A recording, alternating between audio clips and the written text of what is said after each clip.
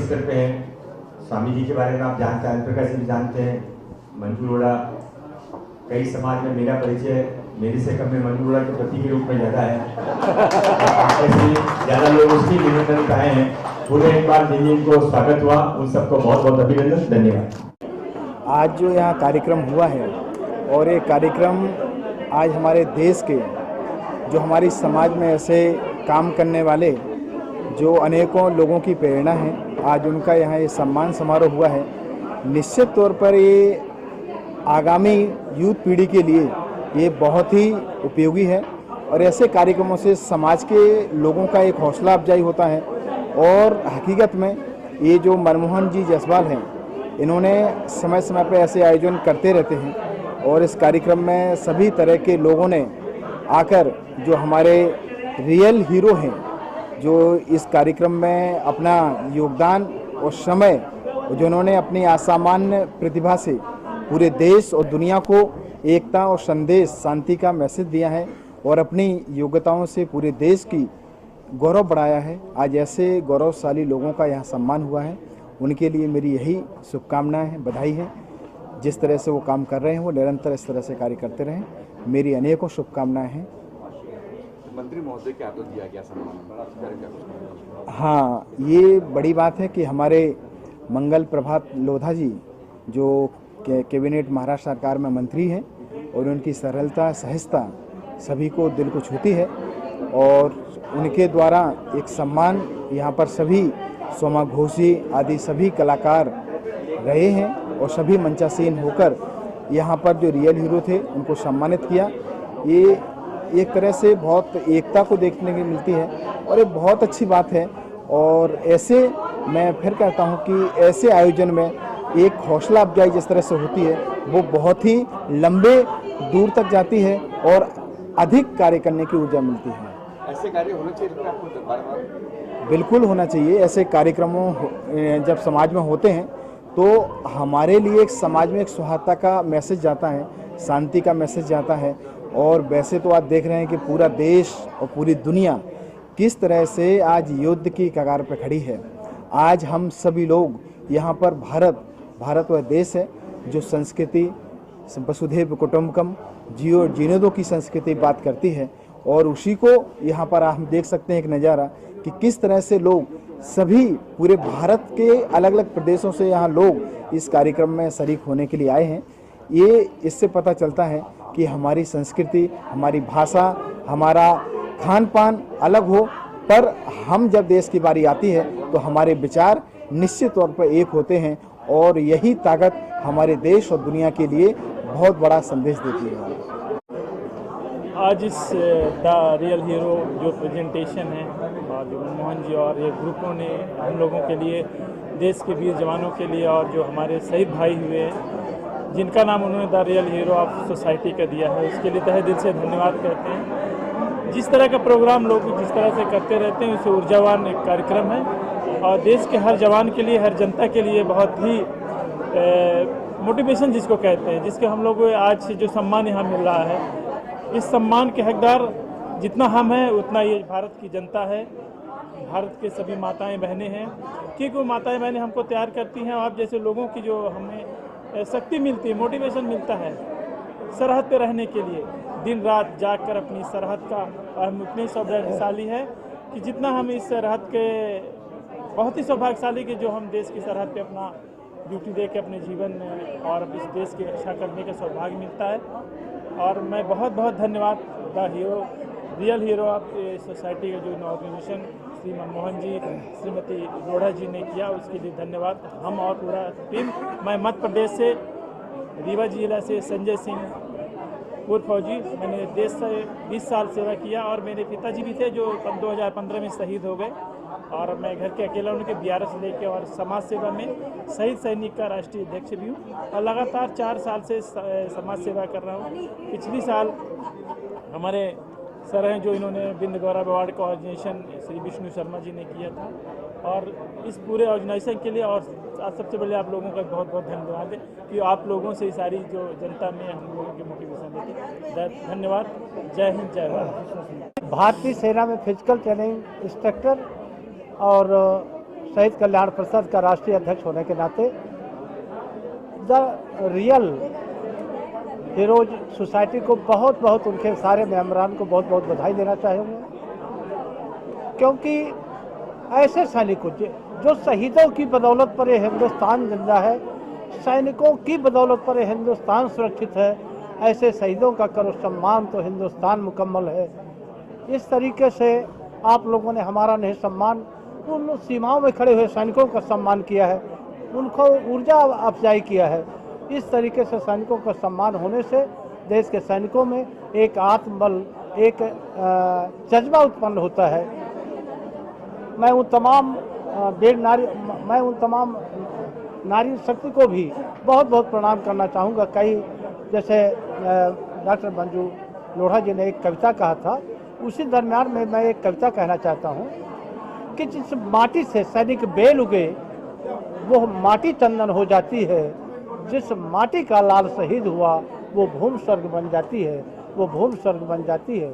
आप लोगों ने जो हम लोगों को सैनिकों को सम्मान किया, हम अपने आप को बहुत गौरवान्वित समझते हैं। इस माया नगरी में आने के बाद ये संदेशा तमाम देश के उन सैनिकों के पास जाएगा जो आपने सम्मान किया है। वो सम्मान हमें नहीं, उन तमाम सैनिकों का है।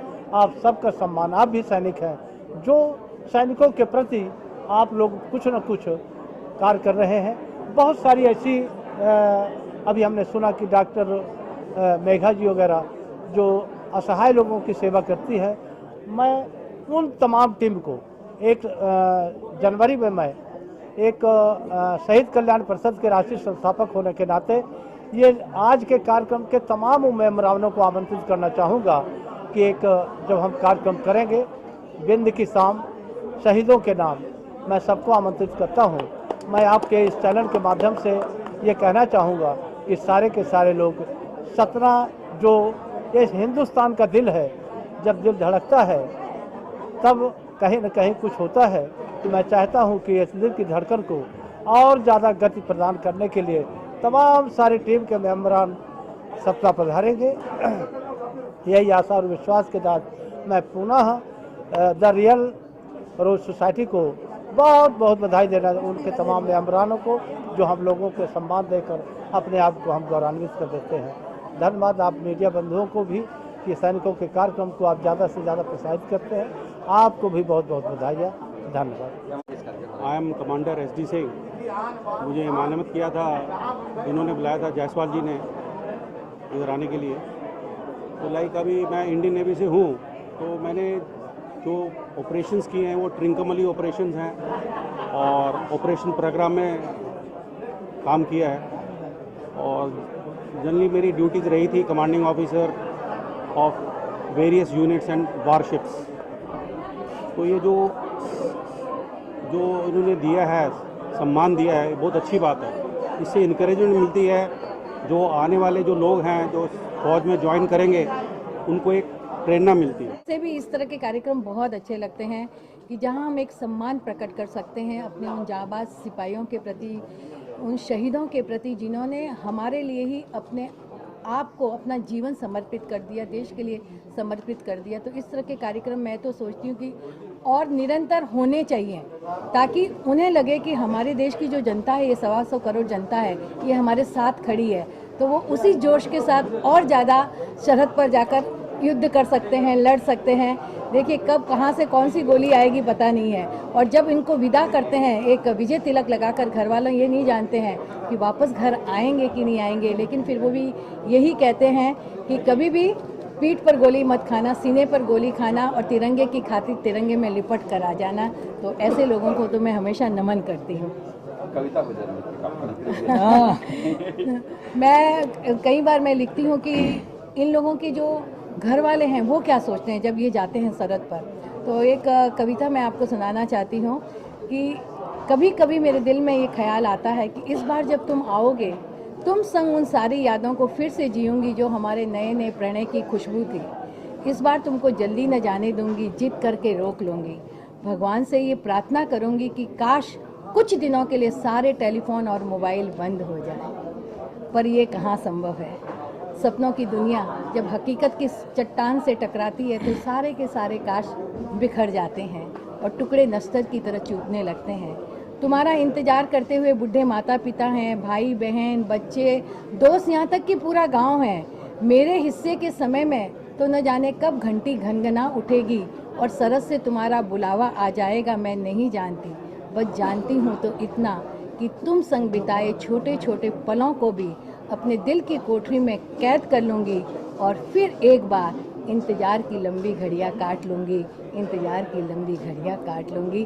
तो एक शरत पर जब एक पति जाता है, क्योंकि हमारे पति 2-4 दिन जाते हैं तो हम सोचते हैं कि हमारे घर का कामकाज कैसे होगा, लेकिन जिनके पति न सर्दी देखते हैं न गर्मी देखते हैं, 12-12 महीने पर शरत पर रहते हैं, उनके घर का कामकाज कैसे चलता होगा, ये हमारे लिए सोचने की बात है।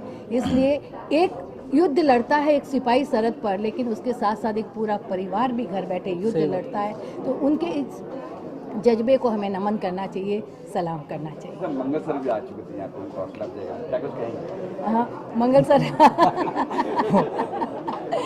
नहीं, वो हमेशा मेरे हर कार्य में मुझे सपोर्ट करते हैं, इसीलिए मैं इस तरह के कार्य कर सकती हूँ। वैसे कहते हैं कि behind every successful man there is a woman, but मैं कहती हूँ कि मैं जहाँ पर हूँ वहाँ पर मेरे घर के सारे पुरुष वर्गों का हाथ है।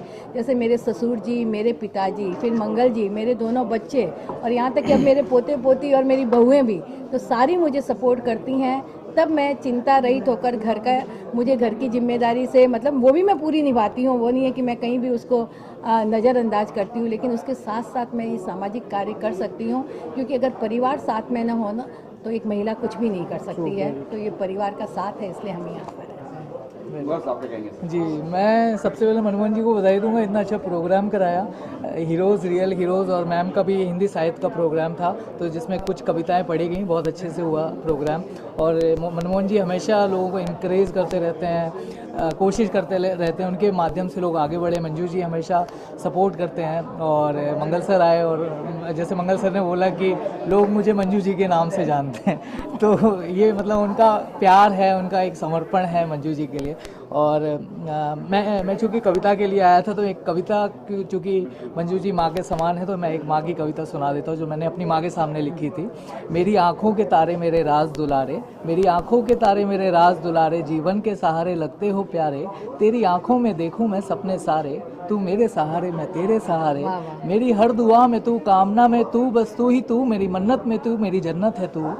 देखूं तो है सांझ सकारे, हर अंधियारे और उजियारे, राखूं तो है दिल के करीब, मन के समीप, न्यारे न्यारे प्यारे प्यारे, मोरे कोहर ना लगे तो है किसी की नज़र, लग जाए तो है मोरी उम्र, तेरी नज़र से देखूं मैं सपने सारे, न्यारे न्यारे प्यारे प्यारे, ओ आंखों के तारे राज दुलारे। वाह वाह वाह वाह, जी। और बाकी सभी से कि मेरी मिशन रानीगंज आई है, तो प्लीज़ देखें, क्योंकि फिल्म बहुत अच्छी बनी है। हमारे टीनू जी जो डायरेक्टर हैं, उन्होंने फिल्म को डायरेक्ट किया है। और फिल्म एक्चुअल में एक इंसान ने, एक इंजीनियर ने 65 मजदूरों को कैसे अपनी जान की बाजी लगाकर 65 जानों को बचाया था, उसके लिए देखें, उनके जज्बे को सलाम करने के लिए। रियल स्टोरी है जी, रियल स्टोरी है, बहुत अच्छी फिल्म बनी है। 65 लोगों को बचाया गया जसवंत सिंह गिल द्वारा, तो उसमें मेरा दिवाकर का मैंने उसमें परफॉर्म किया है कैरेक्टर। सो प्लीज़ देखें, और सभी को बधाई। Thank you so much. भगवान से प्रार्थना करते हैं आपको ऐसे बहुत सारे अच्छे अच्छे रोल मिलें, और आप शीर्ष, बस आपका आशीर्वाद है तो बस हो जाएगा अभी। मनमोहन जी, कैसी कल्पना है कि रियल हीरो का अवार्ड दिया जाए? और जैसा मैंने बोला, मैं बहुत दिनों से सोच रहा था, ये परिकल्पना मेरी तब से है, करीबन फर्स्ट लॉकडाउन से। बहुत सारे लोगों ने मानवीय कार्य करे, जितनी उनकी क्षमता थी, किसी ने अनाज का किया, किसी ने इलाज का किया, भयानक दौर से हम गुजरे। तो उसमें डॉक्टर और सैनिक का भी हमारा, मेरे मन में ख्याल है कि वो भी हमारे रक्षक हैं। और मैं जब 8वीं 9वीं में था, तो हमने माखनलाल चतुर्वेदी जी की एक कविता पढ़ी थी, पुष्प की अभिलाषा। तो मेरे शिक्षक के माध्यम से मैं समझा कि एक सैनिक का वैल्यू क्या होता है, और माखनलाल चतुर्वेदी जी की लिखी। दूसरी मैंने प्रेमचंद जी की एक कहानी पढ़ी, दुनिया का सबसे अनमोल रतन। उसमें जो हीरो है दिलफिगार, उसको उसकी प्रेयसी कहती है कि आप एक बात मुझे बताइए कि दुनिया में सबसे अच्छी चीज़ क्या है। तो वो बहुत जगह जाता है, कोई कहता मन की शांति, सबसे बड़ी दौलत है, कोई कहता है पैसे में शांति है, सबके अलग अलग मायने होते हैं। तो वो जब दिलफिगार लौट के आता है तो वो कहता है कि मैंने जान लिया है, कहानी तो बहुत लंबी, तो उन्होंने कहा कि मैं जान लिया गया हूँ कि वतन की हिफाजत में जो खून का आखिरी बूंद गिरता है वो दुनिया का सबसे अनमोल रतन है। और ये कहानी प्रेमचंद जी ने लिखी है। तो ये सब हम जैसे साहित्य, जैसे समाज में रहते हैं, वैसे हमारी मनोदशा होती है, हम वैसे क्रिया करते हैं। तो वहाँ से हम एक सैनिक के मन में मेरे लिए एक अलग ही श्रद्धा है ना। वो लोग अपने फैमिली के साथ नहीं रह पाते, बच्चे को नहीं देख पाते, बड़े बड़े त्योहारों में नहीं आ पाते।